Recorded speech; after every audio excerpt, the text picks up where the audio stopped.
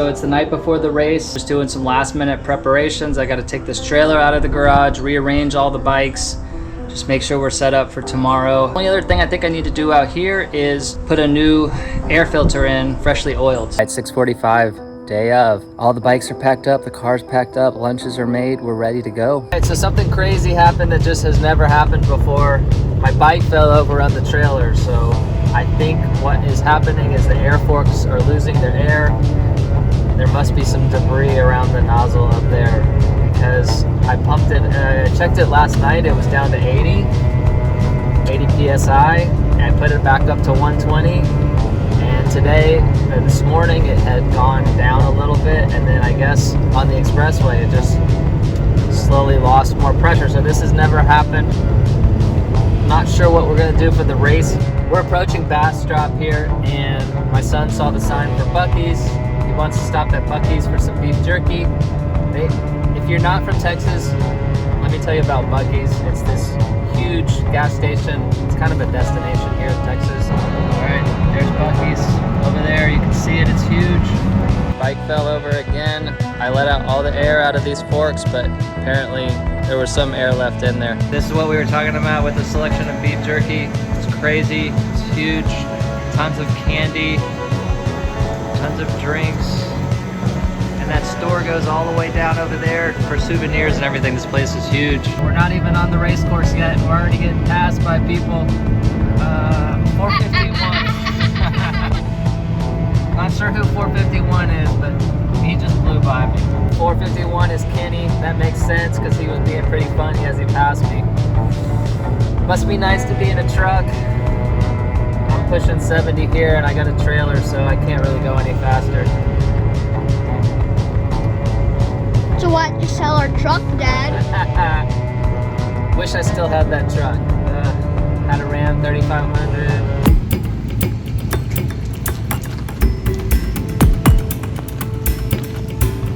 We stopped here at Build and Ride, got the little Schrader valve replaced on the air forks.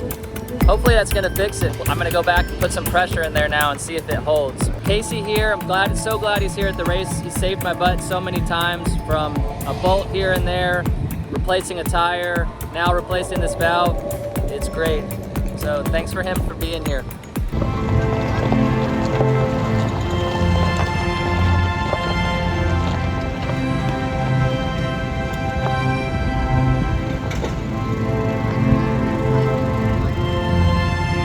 We finally got here. The wind's nice, the temperature's nice, but it's gonna be dusty and sunny. So let's get this canopy set up and I can see if I can get some pressure in my front forks. So I talked to a couple people here after arriving and they said the course is really tight. And I mean, like, there's trees overhanging the trail as you're making turns. And there's nice 1 foot deep ruts right where that turn is, so it's not like you can easily avoid the tree. So we'll see what happens during practice here, but looks like it's gonna be a lot like C-Tour.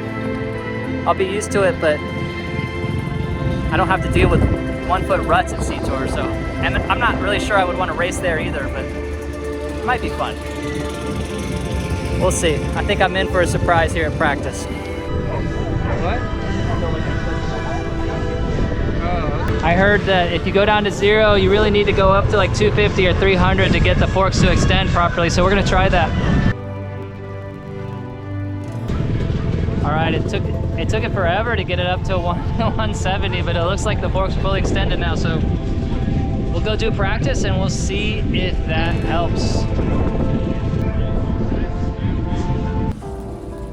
Oh my God, that course is tight, sandy, dusty.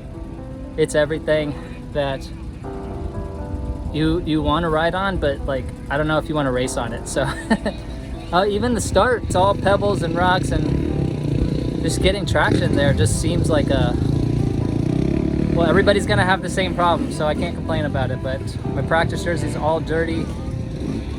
I'm gonna hydrate here real quick and throw on my race jersey, my nice clean race jersey. It'll stay clean for about 30 seconds, but gotta look good on the line. If I can't be in the top 5, then at least I gotta look good. I'm joking around here, but trying to find the positive. 4 laps of that. I think I can do 4 laps of that. I've been training all summer, so I think that's gonna be a lot of fun. I don't think I'll be able to outride some of these guys because some of these guys are gonna be able to whip through that course pretty fast. I mean, Toby was in front of me. He'll be in my class if he races, and he was busting through all that sand pretty quick. He's used to riding in Sam Houston, so I think all the Houston guys are gonna be pretty good.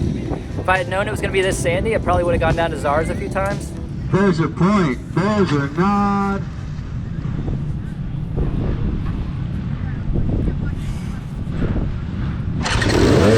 He held that for a while. Bad start, but watch this. I make it up right here. I snuck in there on the inside. I was able to get up to like, I think 6th right here. I tried to pass this guy. But then the guy in front of me, you can see he locked up his rear tire, and then I had nowhere to go. I think I was gonna pass this guy on the outside. And then he pushed me wide.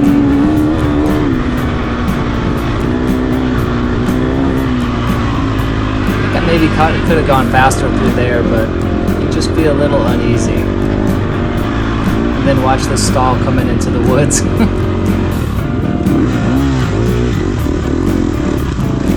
It's kind of embarrassing, you know, you got 7 people, like 6, 7 people behind you.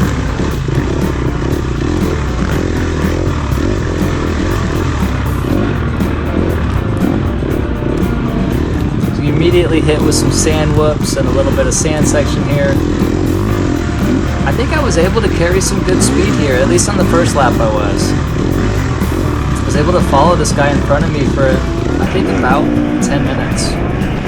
Alright, we're going to skip ahead here to lap 1. This is actually third person point of view, that's me up there. And this is my friend Andy who sent this footage to me. So I don't normally get to see this during a race. Now there's that tree just got me. I could have untangled it, but I just said screw it, I'm gonna power through it. During practice, I was like, this is kind of tight. Left, right, tight. You can hear Andy revving at me. He's encouraging me there. Come on, Chris, let's go. But you can see a lot of those turns I don't put my foot down. Now, it is kind of a bad habit. See, right here I'm doing really well. I'm weighting the outside peg. It's a bad habit of mine to put my foot down all the time, and I'm really trying to not do that. There's some turns that I do it, though, especially when it gets real slow and real tight. But you see on all these, I'm doing pretty good at it. And where there is a little bit of a straight stretch there, I'm kind of racing to that next turn.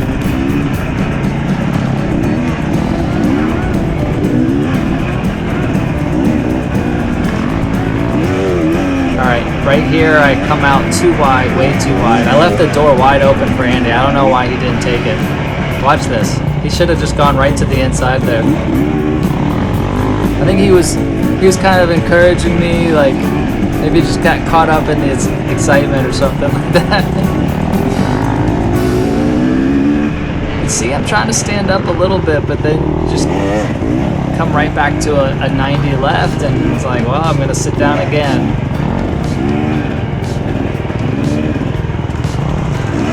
See, on these really slow ones, it's just habit to put my foot down.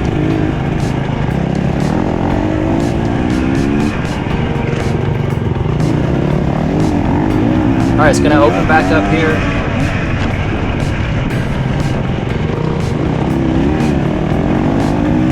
See, I got this little habit of, oh, I'm going to stand up, and then, oh shit, I'm just going to sit right back down. But I'm working on that.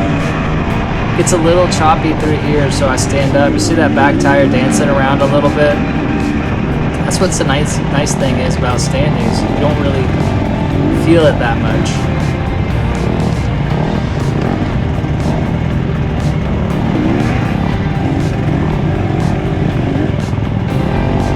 On this first lap, I took this inside right here. I avoided it the second 2 laps.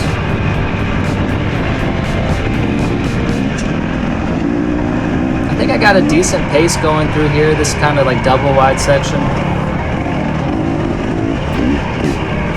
But on the second lap, I followed, I think, maybe a 50B rider, or, you know, like a rider that's faster than me, and I definitely did go faster on it. I didn't include that footage here. It's on my full race video footage.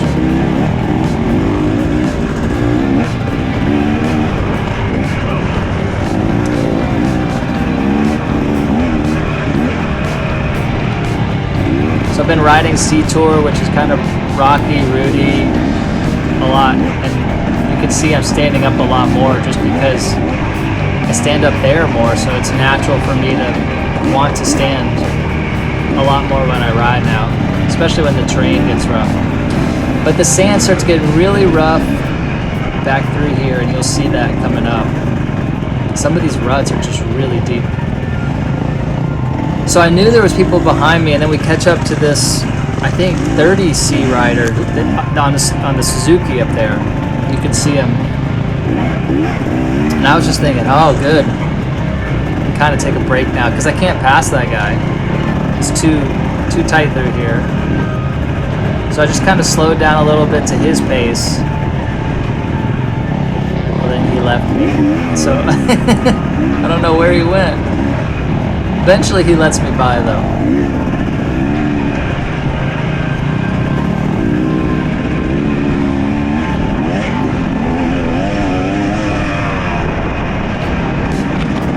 Just a little fast section through here.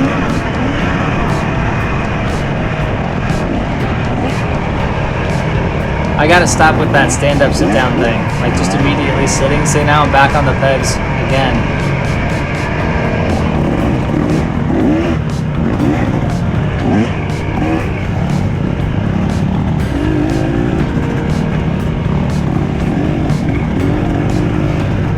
Oh, see, that's where that guy blew that corner. He just lets me by finally. Alright, so now we start getting into some of these deep sand ruts. Now watch this turn here. I tried to go wide, but it just didn't work. So that's all the footage I'm going to show you here. That was tough. I'm not going to lie, that was tough. So if there's two things that I don't really do that well, it would be probably ruts and sand. And guess what was all over the course today? Sand ruts. And not just like little sand ruts, deep sand ruts. I just hadn't had a lot of rain there. All the dirt made sand, and sand got deep. I can do rocks and roots pretty much all day. Like I normally do rocks and roots all day, so those sections were fine. I was fine on the start with all the rocks, like that's nothing for me. There was some root sections in there, and I was pretty aggressive over those, but they were few and far between. Like most of it was just sand and more sand and more sand. So what am I gonna do? I just need to get better at that. If I'm gonna be competitive on a course like that, I just need to get better. So appreciate you watching. If you like this video, I'm gonna do more of these race vlogs. Go ahead and subscribe if you want to get notified of future race vlog videos.